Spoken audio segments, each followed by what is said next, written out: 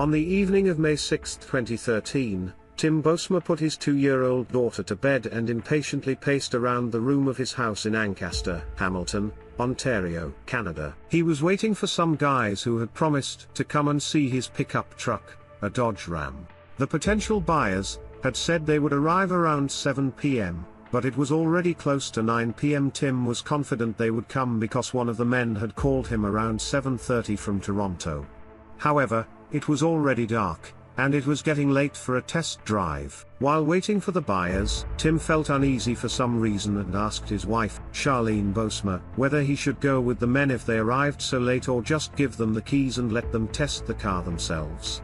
Of course, she told him to accompany them if they wanted to see their car again.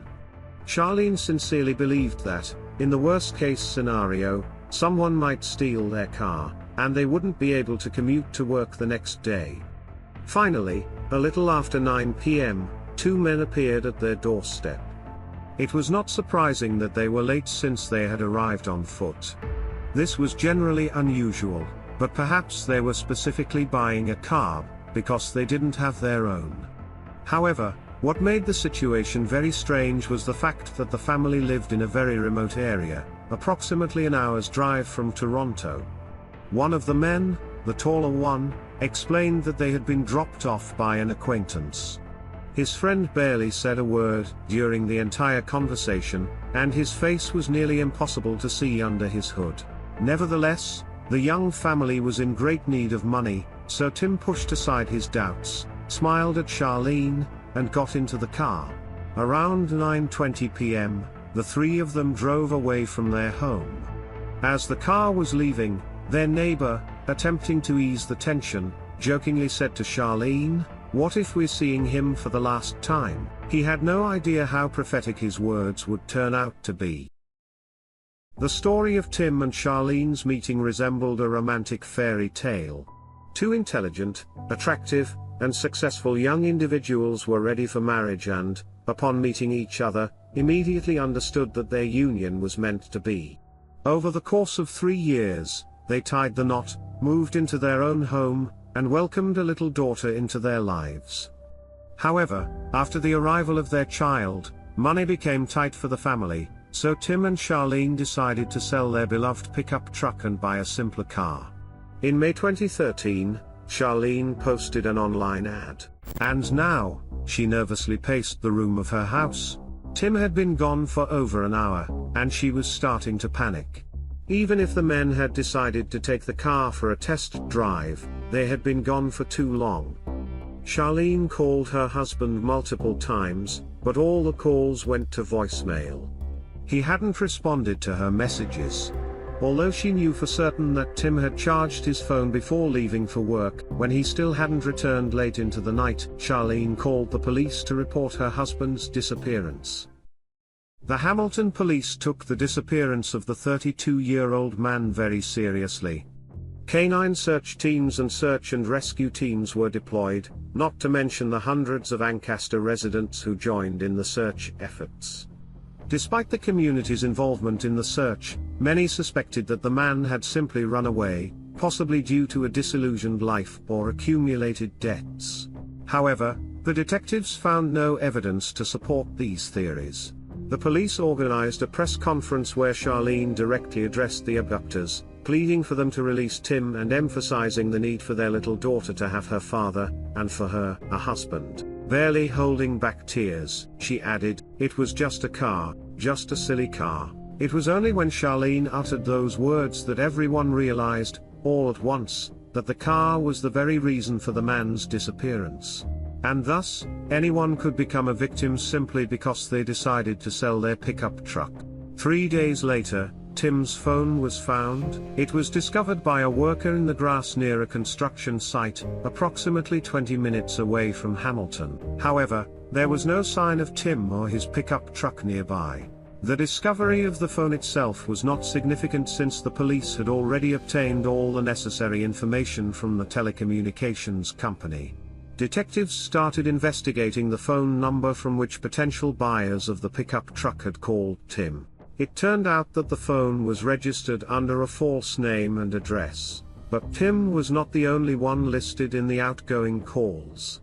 The persistence of the criminal who had used the number multiple times led the police to Igor Tumenenko, an Israeli army veteran who was selling a similar Dodge Ram and had posted an advertisement online. Igor told investigators that he had taken a test drive with two men just 2 days before Tim's disappearance, but unlike Tim, Igor had returned home after the drive. Perhaps it was because Igor was a tall, robust former soldier who could resist attackers if necessary. But most importantly, Igor provided the investigators with a description of the men, mentioning that the tall guy had a small bag slung over his shoulder and a tattoo on his wrist that read ambition. During the subsequent press conference, the police shared the description of the two men with journalists, and within 2 days, colleagues from Toronto contacted them, claiming to know exactly who the Hamilton police were looking for. They identified the wanted man as a young millionaire, playboy, and one of Canada's most eligible bachelors, 27-year-old Dellen Millard.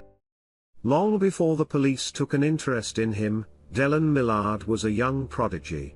At the age of 14, he made headlines as the youngest Canadian to pilot a helicopter and an airplane on the same day. Born in 1985 to Wayne and Madeline Millard, Dellen was the heir to the multi-million-dollar airline company, Millard Air, founded by his grandfather.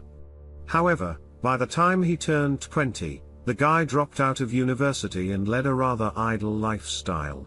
Dellen threw poolside parties, drove the most luxurious cars, and was always surrounded by glamorous women. He allowed his friends to live in his numerous houses and apartments, and he moved so frequently that some of the household staff never even met him. 2 months before the events described, his father unexpectedly passed away, leaving Dellen as the inheritor of the family fortune. According to his friends' estimates, it ranged from $10 to $20 million. It was hard to believe that a millionaire, with a garage full of luxurious cars, would be capable of kidnapping someone over a pickup truck. The police put Dellen under surveillance, and discovered that he was friends with an employee of the airline named Mark Smick. Unlike Dellen, Mark did not come from wealthy parents. In fact, he made a living by selling illicit substances. However, what was of greater importance to the police was the extensive list of criminal offenses associated with Mark. At the same time, by comparing the footage from several surveillance cameras, the investigators pieced together the events of that evening. Shortly after the pickup truck left Tim's house, a dark SUV can be seen closely following it in the video. Dellen was behind the wheel of one vehicle, while Mark was driving the other. It cannot be stated with certainty, but Tim was likely already dead. Half an hour later, the cars stopped, and the criminals changed the license plates of Tim's pickup truck to avoid police detection. Now that they had obtained the desired pickup, their next task was to get rid of its owner. At 2 a.m., they arrived at the Millard Air hangar. The pickup was towing a large trailer with some heavy equipment on it. Mark and Dellen entered the hangar, and soon sparks and flames started to emerge from the equipment on the trailer. This mysterious fire would burn throughout the night. Early in the morning, when Tim had been missing for 12 hours, Millard Air employees received a message from Dellen instructing them to stay away from the hangar. Arthur Jennings, an employee of Millard Air, recalls that the demand was explained to him as company policy. On Tuesday, he obediently avoided entering the hangar, but on Wednesday, he came across a pickup truck identical to the one described in the news. The man didn't know what to do. Deciding to photograph the vehicle and its identification number, he dialed the anonymous crime reporting hotline and requested it to be checked. They confirmed that it was the same vehicle. The man was so shocked that he felt physically ill. Fearing for himself and his family's lives, he only reported what he had learned on Friday. By that time, the pickup truck was no longer in the hangar. Fortunately, thanks to the phone data and Igor's testimony, the police already had a suspect. On May 11, 4 days after Tim's disappearance, Dellen was arrested by the Hamilton police. Charlene was relieved, thinking that her husband would now be found quickly. She didn't know that the police no longer expected to find him alive. Acting on a tip from neighbors, officers arrived at Dellen's mother's house, where they discovered the pickup truck in a large trailer on the driveway. The pickup had been partially dismantled and meticulously cleaned, but despite that, they found Dellen's fingerprints and traces of blood inside. The keys to the pickup are still hanging on Dellen's keychain. But what about the equipment that the pickup was towing that night? The police searched all of Dellen's apartments and homes. On his farm, they found an industrial incinerator for burning various types of waste. This huge furnace was the very equipment from which sparks of flame were seen on the night of Tim's disappearance. Inside the furnace, forensic experts found small bone fragments, including human teeth. Due to the intensity of the fire, obtaining DNA was impossible. However, it is presumed that the bones belonged to Tim, and on May 14, the police officially announced his death. Astounded by their findings, the investigators wondered if there could be other victims among Dellen's acquaintances. They continued to search Dellen's farm, but by that time the Toronto police had already missed 3 crucial clues, each of which could have saved Tim. The first was the mysterious disappearance of 23-year-old aspiring actress Laura Babcock. By the time arrests were made in connection with Tim's murder, Laura was already missing for about a year. She had met Dellen at a pub in Toronto. They dated for no more than a month, after which they remained friends, although romantic encounters still occurred. In 2010, Laura met Sean Lerner. Sean was a complete opposite of Dellen, and he was clearly in love with Laura. Although their relationship ended after 18 months, they remained friends. After graduating from college, Laura had difficulty getting her life together. She was depressed, had arguments with her parents over their house rules, and found herself practically homeless, staying with friends. To make ends meet, Laura turned to the escort industry. Upon learning about her friend's difficulties, Sean paid for a motel room where Laura could stay with her pet and provided her with an iPad to search for more conventional work. It was Sean Lerner who organized a party for Laura's 22nd birthday, inviting Dellen and his future girlfriend, Christina Nuga, among others. Clearly, it was this love triangle that led to the tragedy. Laura continued seeing Dellen behind Christina's back, but Christina likely suspected something, and on Laura's 23rd birthday, she sent her a message saying, "Happy birthday. It has been exactly a year since Dellen and I became intimate." Laura immediately retaliated, saying, "Great, and I was with him 2 weeks ago." This message genuinely upset Christina about her boyfriend's infidelity. Dellen had to assure her that he would deal with Laura, promising Christina, "First, I'll hurt her. Then I'll make her leave. I'll remove her from our lives." On July 3, 2012, Laura went home to her parents and left her dog, suitcase with belongings, and a shoebox containing approximately $1,000 in cash. She then went to the subway station, where Dellen picked her up and drove her to his home. At 7:03, Laura made a call to check her voicemail, and her phone connected to a tower near Dellen's home. After that, her phone stopped working completely. At 7:30, Dellen informed Mark that he was on a mission and would return in an hour. The next day, Laura's iPad was connected to Dellen's computer, and its name was changed to Mark's iPad. Afterward, Dellen took a picture of an object wrapped in blue tarp. In light of the events that unfolded, the photo speaks for itself. Dellen asked a worker from his aviation company to build a massive furnace for him, but when that experiment failed, he ordered a waste incinerator. On July 23, he sent a message to Mark stating that the barbecue was hot and ready for meat. Dellen's internet search history during that time revealed his interest in the effective temperature for cremation. Finally, he took a photo of Mark with the pipe from the incinerator and filmed the flames erupting from it.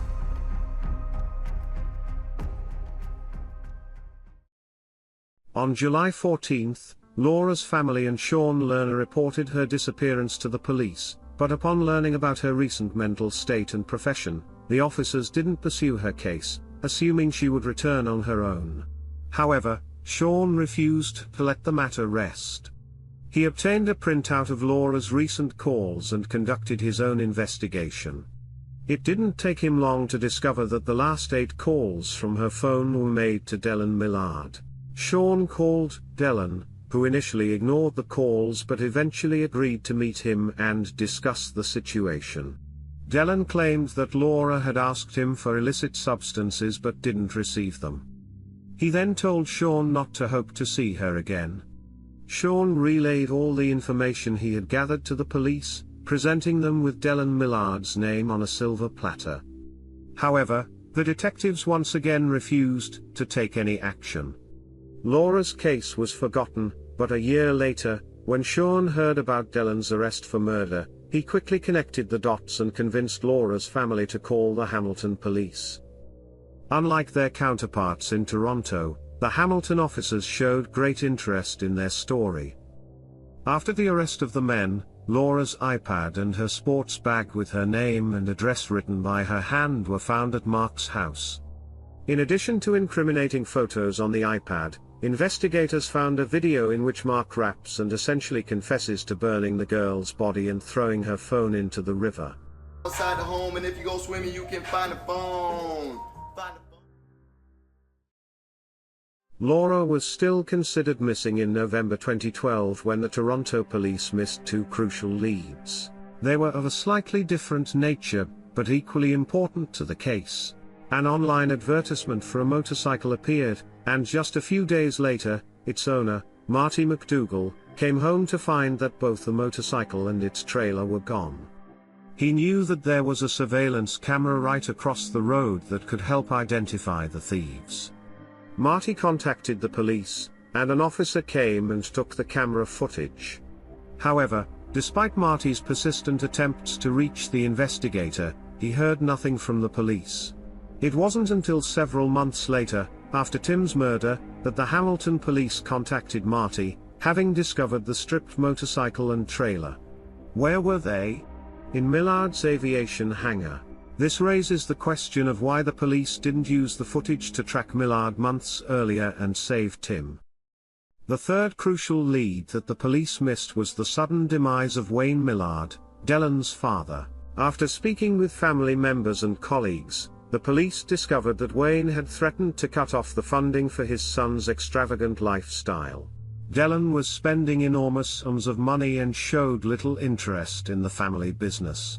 Wayne didn't want his son to destroy the fruits of his family's hard work and was planning to put an end to it, but he didn't get the chance. Wayne was found in his bedroom, deceased. He had suffered a gunshot wound to the head, and a revolver was found nearby. Initially, the case seemed obvious to the police. However, now that the detectives knew about Dellen, they wanted to re-examine the facts. At that time, he was not considered a suspect, although it's unclear why investigators didn't pay closer attention to his behavior. He appeared too calm, relaxed, and gave very strange answers to questions. However, when a relative passes away and someone needs to identify the body, if someone asks when was the last time they saw that person, nobody would answer, 5 minutes ago to the coroner. No, a person would recall the last time they saw their relative alive. The reason for this is that most people don't want to think about death. When answering such a question, the brain automatically goes back to a previous, more positive moment. But the problem with Dellen is that the murder brought him pleasure, so when asked about the last time he saw Wayne, he immediately thought about the body. One more important detail, Wayne was cremated, but his hands were tested for gunshot residue, and none was found. In combination with the odd behavior of the millionaire's son and the apparent financial benefit for the heir, it's strange that the police quickly closed the case. As for the family's friends and journalists, they were informed that the man died from a brain aneurysm.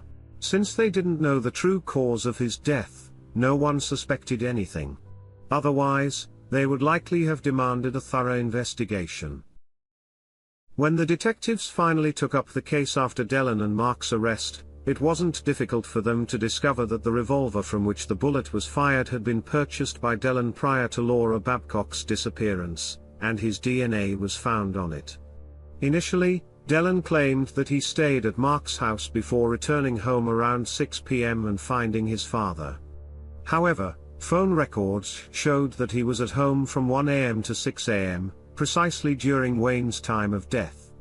It's as if the accumulating evidence against the two was not enough. Dellen secretly passed 65 letters to Christine from prison, instructing her on what statements she should give. He ordered her to destroy all the letters immediately after reading them, but she did not comply. During the trial, Dellen and Mark almost confessed to the murder, shifting blame onto each other. However, in this case, it didn't matter who pulled the trigger. Both accomplices were found guilty of the murders of Tim and Laura and were sentenced to life imprisonment without the possibility of parole for 25 years. Dellen received a similar punishment for his father's murder. The judge ruled that they would serve their sentences consecutively, meaning Dellen would have to spend 75 years in prison before he could even be eligible for parole. This is the maximum sentence ever imposed in the history of Ontario. Dellen's girlfriend, Christina Nuga, pleaded guilty to obstructing justice in relation to Tim's death. She revealed that she transported a car trailer and an incinerator to dispose of the evidence. The 24-year-old received a lenient punishment due to her testimony against Dellen and spent 3 months in prison. She later moved to Poland, where she attended medical school. The remains of Laura and Tim were never identified, but it is highly likely that they were found in the incinerator. Dellen Millard grew up in an affluent family and could have had everything he wanted. However, it turned out that what he wanted was to become a criminal. Just 2 years after meeting Mark, they started going on what they called night missions, stealing cars and motorcycles, not for profit, but for the thrill of it. They often burned them on the side of the road or destroyed them in an aircraft hangar. Once considered one of Canada's most eligible bachelors, he officially transformed into a serial killer, accused of murdering his father, former girlfriend, and an unknown person in less than a year. But if Laura and his father stood in Dellen's way, we will probably never know why he killed Tim. Whether out of boredom, audacity, or growing confidence that he could get away with anything, even murder.